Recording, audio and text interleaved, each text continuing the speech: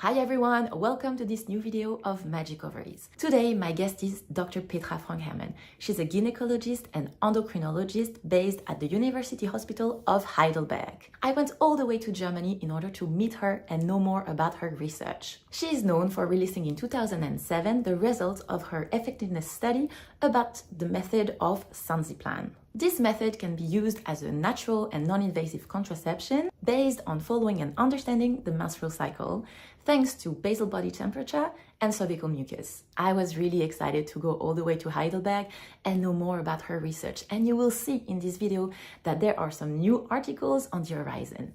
The best way to support this channel is to subscribe or to leave a thumb up. Enjoy the interview.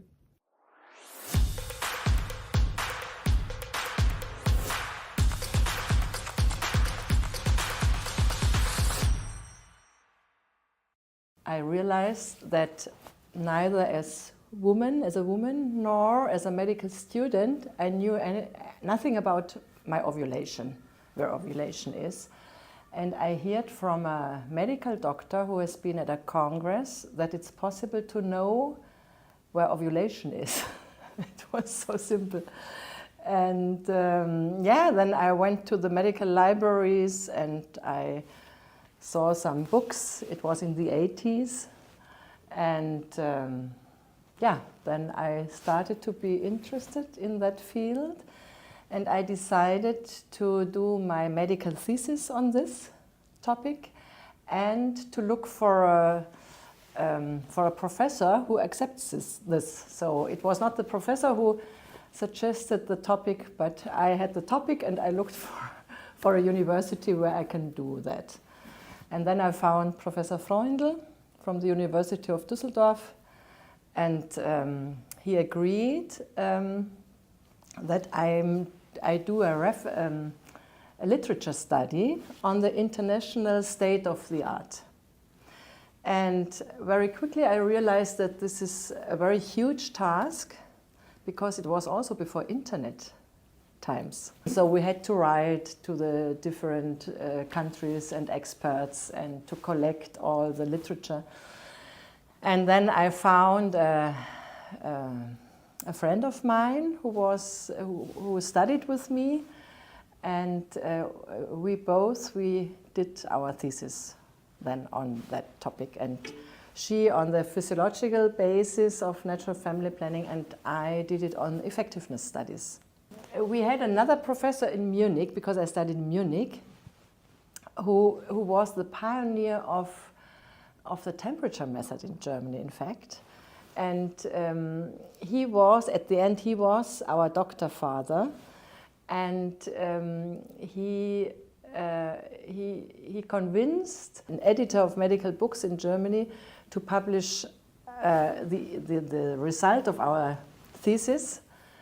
And this was the first natural family planning book in Germany. In '85, it was this Natural Family Planning Today, which is called Natural Family Planning Today. It's, and which is written to present all the international research on this field. We had, at the end, we collected 1,600 articles and books, and we collected all the known NFP groups of that time, everything in Europe, and we continued with Canada, United States, the International NFP organization of that time, India, all the developing countries who had NFP groups. Mother Teresa as well, okay. Because she was very, very active in promoting natural family planning. It was a German sister who was medical doctor, and she sent us all the Indian charts, how they charted with stamps and mucus methods. Okay. So it was very funny. The medical doctor who has been at an international congress in Ireland and told me about natural family planning when I was a medical student, she was member of a scientific group which included a psychologist who worked also for the church and who collaborated with the German Ministry of Health. And together with that group, we could do fundraising. And we had a big ministry project from 85 to 90 for 6 years to develop natural family planning method, or to look what is best for Germany, to have a good natural family planning method, to develop a teacher network, and at the same time to accompany everything with scientific research. And these three things was possible with this 6-year project of the German Ministry of Health. On the basis of our scientific work, we knew everything, what is everybody in the world doing, so this helped a lot. So we said, oh, WHO had a good idea concerning the first 5 days of Sensiplan rules, or the Rötzer way of the 2 exception rules for the temperature rise. This was developed by Rötzer. Or the 3 higher than the previous 6 was developed by Holt in Europe. And this, we knew this was superior to the American cover line methods concerning the interpretation of temperature charts. And so we had, on the basis of this huge literature research, together with a scientific group who worked for this ministry project, we had a continuous discussion and selection of international and review of the international state of the art. And so we developed this, in fact, this Sensiplan method. This was the basis of discussion in the scientific council, and it was not that a single person invented the method, it was a scientific process. Teacher training was started, and the teachers asked their clients to send their cycle charts into the study. It was an ongoing scientific evaluation of the teacher activities also at the beginning. The women were asked to participate at least for 1 year. Okay. However, they may participate even longer. And so many of them said, oh, now I participated for 1 year, now it's enough. Bye-bye, good luck. We are very happy with natural family planning, but now we finish study participation. And this was at the end a problem, because many of them came from the pill, or from the postpartum situation, from breastfeeding, so we had to exclude the first 3 cycles, for example, because we had to exclude postpartum situation or post-pill situation, and then they had perhaps 6 cycles, 7 cycles, but for them they already participated for 1 year. So a lot finished participation before being 1 year in the efficacy study. At the moment we have more than 2,000 whoever have been involved in the study, and more than 44,000 cycles. And one of my dreams for at least 20 years was to do cycle research with those cycles when we have enough cycles, and this we did. And actually in the next days we will deliver 2 papers for international journals on these topics. One paper is we analyzed the data concerning ovarian dysfunction in the spontaneous cycle, in the non-hormonal, in the natural cycle. And so how many short luteal phases, luteal phase insufficiencies we have, or how many anovulatory cycles we have. also within within the women per year. So you know where you have data on this, women related. So and age related, the younger age, the older age, how many anovulatory cycles we have. The second paper is cycle variability of cycle characteristics, also per woman. So how is the variation of cycle length per year per woman, or the individual cycle variation, or the variation of ovulation time, of the day of ovulation per year. This you don't find many data on this. Now they start to do it with cycle apps, but if you have an app which is not qualified to detect ovulation, so you don't get good data. And I think with the Sensiplan method, you have very good data in, we have a correlation study with daily ultrasound. We saw that 89% of the cycles, about 90% of the cycles, we can detect, with Sensiplan, we can detect ovulation by plus minus 1 day. Okay. If you want to have 99%, you have a bigger frame. Okay. You have the first and the second higher temperature reading, the 2 days before the first higher temperature reading, and mucus peak plus minus 2 days. This is a bigger frame. But if you take a more narrow frame, you take first higher temperature reading and peak mucus and take them to determine ovulation day. And if you determine this according to a certain simple algorithm, you get a correlation of 90% in 3 days, ovulation day plus minus 1. What is for us very important, ovarian dysfunction in relation to cycle length.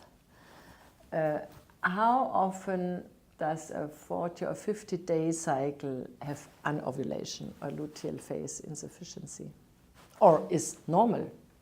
How many cycles? How many cycles between 40 and 60 days have still ovulation with normal luteal phase length? Yeah. And this for me is really yeah. Nice This is very nice. Yeah, Yeah. This was what I wanted to do. So we will deliver it to the editor, and then you have this process. Okay. And then you have reviewers, and then the reviewers say, oh, you have to change this or that, and then you rework on this, and we hope to get this published within the following 6 months. We want to have a quite important international paper. We hope to interest them, and this is a very, very demanding process still. Yes. Our database, and some of the data have been presented at a gynecological congress, and we won the scientific prize for that database. They did a speech on the winner, and they said it's a treasury, our database, and it's because a lot of gynecologists have been there from reproductive medicine, and they found it very interesting to hear something from the natural cycle. We only took women where we are not in a special situation like postpartum or post-pill. We wanted to know the normal spontaneous cycle. And we needed women who delivered at least 12 cycles. So, and we cut because we did not want to have a bias in the data. So after 12 cycles, we cut, even if they delivered 2 years or 3 years. If you have data today, normally you don't follow women for 1 year or more. So you have the variation, the intra-individual, the variation per woman, you have perhaps for several months, but not for a whole year. It's a very good database, prospectively collected, and this is the difference to the so-called big data studies. Big data is like you collect in a basket and you don't know anything about those women, and you say, oh, this is my cycle range, but you have one woman with 2 cycles and the other with 4 cycles, and you do not know exactly their situation. So if you want to have results, you need to have controlled studies. They are mainly recruited from German NFP teachers, but some live also in other countries. And they have to, because at the beginning everything was in German, so they had to know the German language. The most common cause is that women observed their fertile phase. They determined it correctly, and they decided to have unprotected intercourse in the fertile phase. This was the most common reason. But they very often they did not do it in the middle of around ovulation. For example, they skipped the -8 rule, and they did they shortened the fertile phase at the beginning a little bit, 2 or 3 days later. They started to have no longer unprotected intercourse, but sometimes it was sufficient to fail. A few probably are, but not many are. They thought they are not fertile. They did a mistake in applying the rules, or they did not remember correctly, but it's only a few, 2 or 3. And then we have, in that study, we have 3 method failure, where the method failed itself. We analyzed the intercourse pattern, and we have no pregnancy where we have to assume that it was a so-called post-ovulatory intercourse. Yeah, it's more that we had the ovulation on the wrong place, or the highly fertile days detected on the wrong place. Everything was pre-ovulatory. And the method failure, it was 3 times on the 5th cycle day. So if you take the whole study, you have, nevertheless, you have a method effectiveness of 0.4. But this was the reason why we changed the rules a little bit, and we said during the first year, in the case of the first 5 days, when you have first higher temperature reading on day 12 or earlier, and you would apply the -8 rule, and then you wouldn't have the first 5 days, but only the first 4 days. So you have to react. If you react after you observe this, that the -8 rule beats the first 5 days, 3 of the pregnancies would probably not have, would have been avoided, probably. What is quite a good success is that we are now included in official medical guidelines. For the last 3 years, the medical guidelines concerning contraception have been reworked. They have been very old, and they said, oh, you have to do it new. And first they did hormonal contraception, which was a huge work for the respective group. And then they did non-hormonal contraception. And it includes a lot of gynecological societies and urological society because of the male contraception. And a lot of groups, huge official groups, and it's a very structured process. And in this process, it was found and concluded that Sensiplan is an evidence-based family planning method which is thoroughly studied and which is very effective. So, and Sensiplan was the only natural method who got this status in these guidelines. This is very, very nice, and it's from January now. It's officially published in January. We call it RMVF guidelines. In some countries you have natural family planning groups, but they do not always use evidence-based scientific natural methods. Before Trackle, we called it method effectiveness or method efficacy and use effectiveness, and now it's called perfect use and typical use. The typical use includes method efficacy and user failures, pregnancy due to user failures. So all unintended pregnancies during a study. I'm interested, as gynecologist, I have to be interested, of course, in the typical use rate. But for me personally, I do not want to know what is your typical use. I'm different from other women, and I want to know when I want to have a good family plan, an effective family planning method, what I can, if I do my best, what can I reach with that method? I think it's very important to have good cycle apps, good natural family planning apps.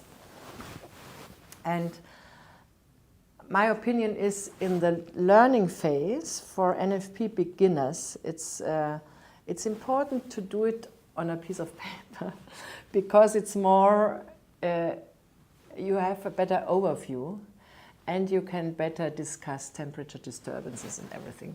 But when you have learned it and you are a bit experienced, I think a cycle app would be a very good thing.